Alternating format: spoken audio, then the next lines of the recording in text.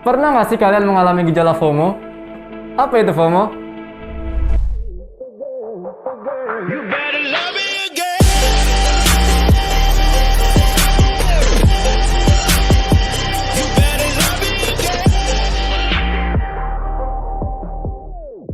Pak Rio.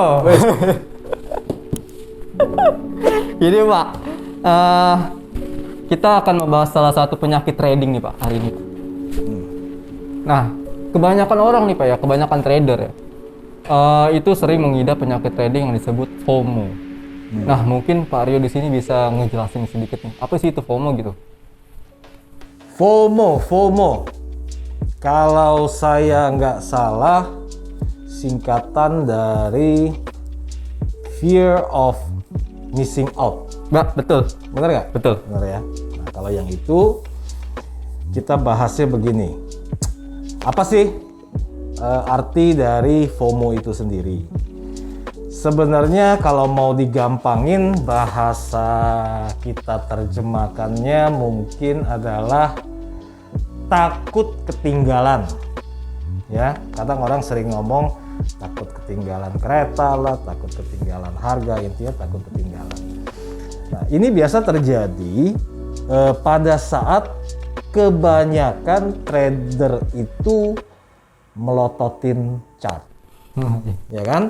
Karena kalau kita nggak pelototin chart, kita nggak tahu ada sesuatu yang lagi bergerak mau meninggalkan kita.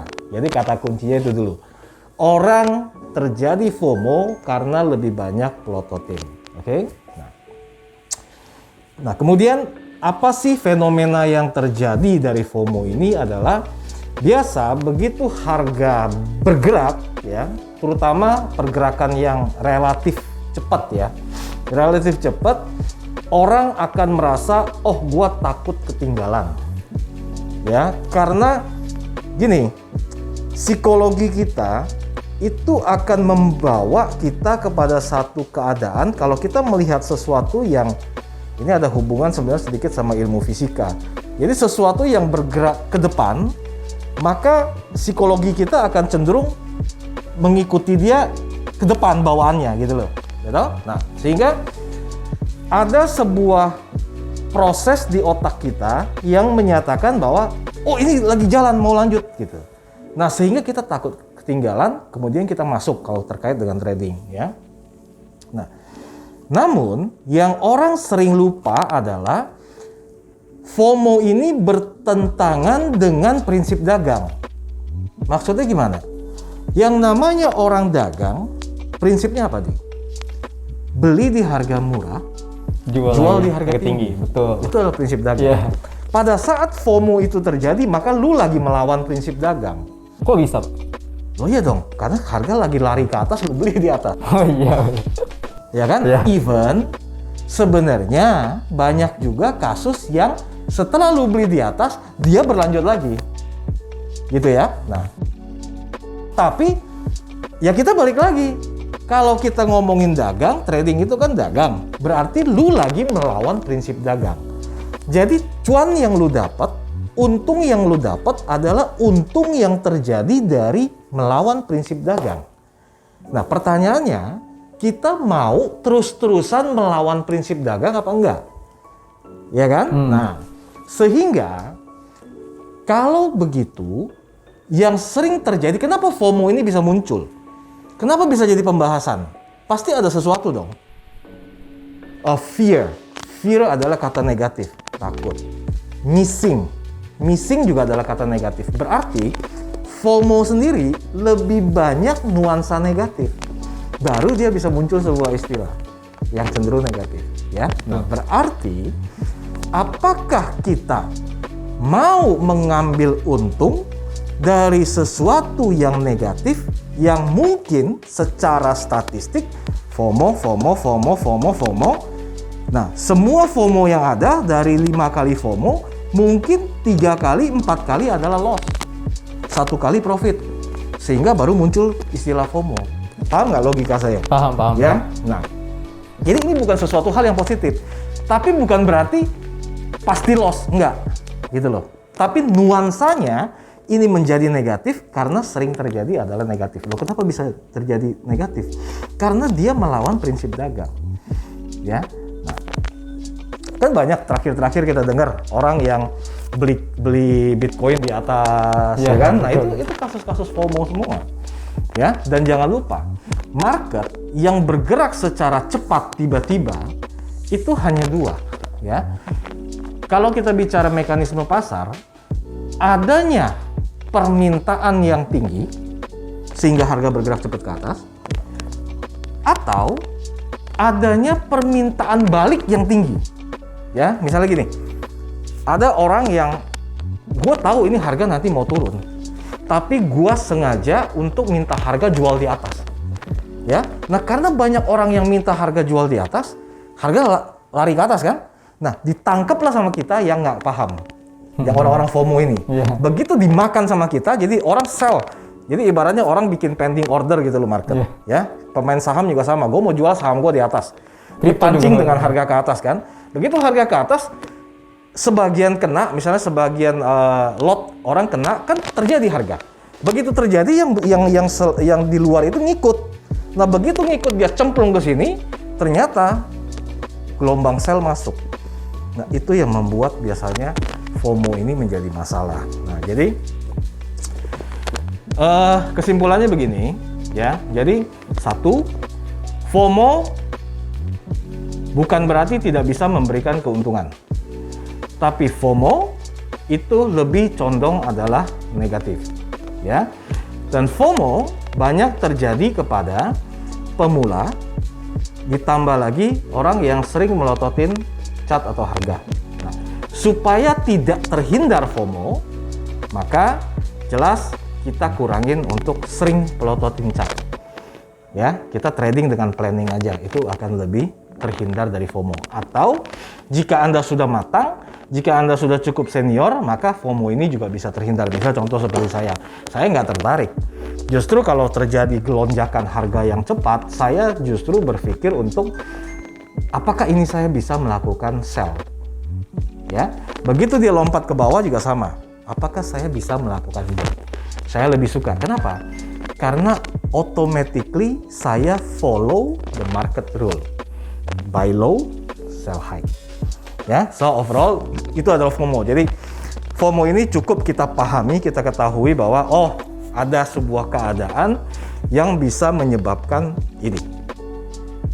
Saya kira itu kalau kita ngomongin FOMO.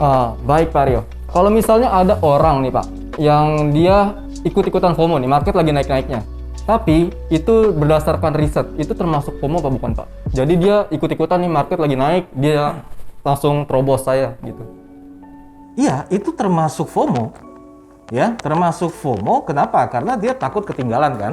Nah, maka saya bilang tadi di awal, FOMO pun belum tentu tidak bisa menghasilkan keuntungan. Ya toh? Karena kan after orang FOMO kan harga bergerak. Ya toh?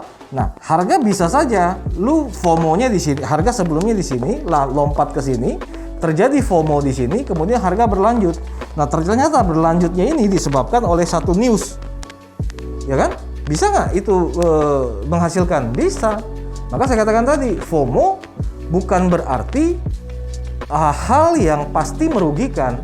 Tapi kenapa dia bernuansa negatif? Karena by history mungkin lebih banyak salah karena melanggar prinsip dagang.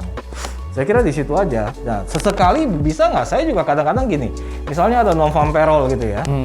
Nah, non-farm payroll trennya harga lagi naik. Kemudian tiba-tiba dia melompat ke atas.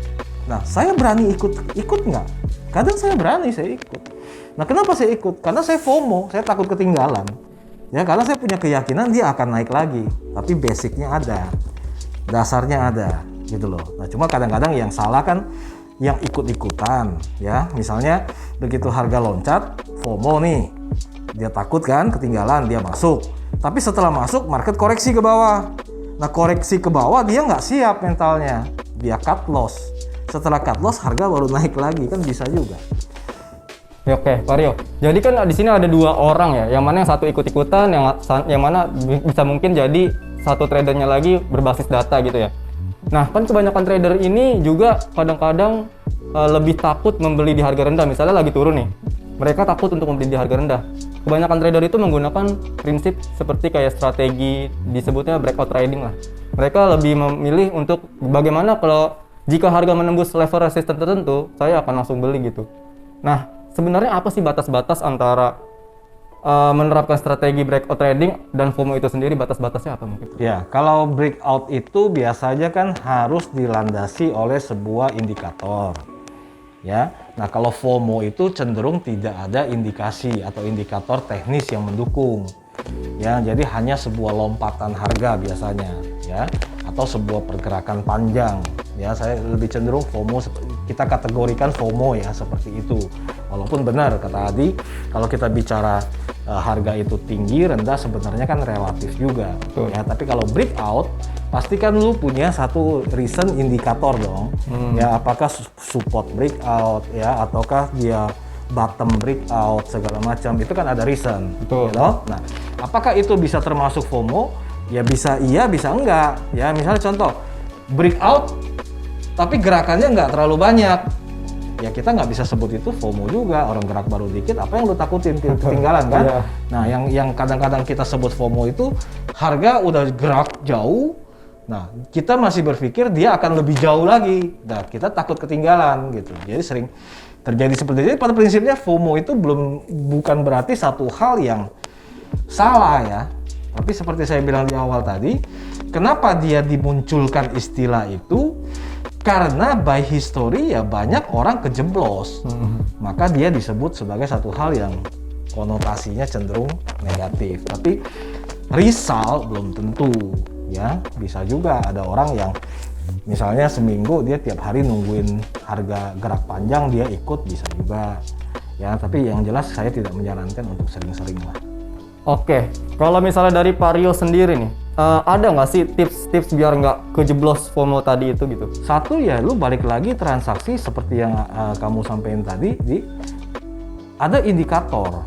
Jadi bukan gini loh, FOMO itu kan sering terjadi gini, gue lagi liatin chart ya, atau kita depan komputer, tiba-tiba lompat, tek gitu ya.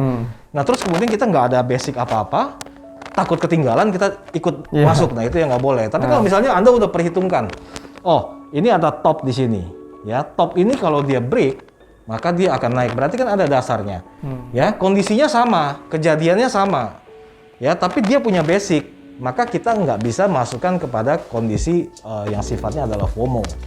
Ini lebih kepada adalah plan yang kebetulan mengarahkan untuk action di harga tinggi, ya is quite different, gitu. Kalau misalnya kita FOMO ya kita nggak punya dasar apa-apa, pokoknya ngelihat harga, wih udah daripada gua nggak kebagian gua ikut deh, nah, tapi ikutnya di atas gitu.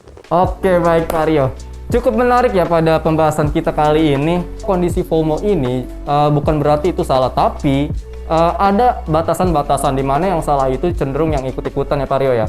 Nah jika kita sudah berbasis data itu tidak apa-apa, tapi jangan terlalu sering juga ya Pak Rio, betul ya?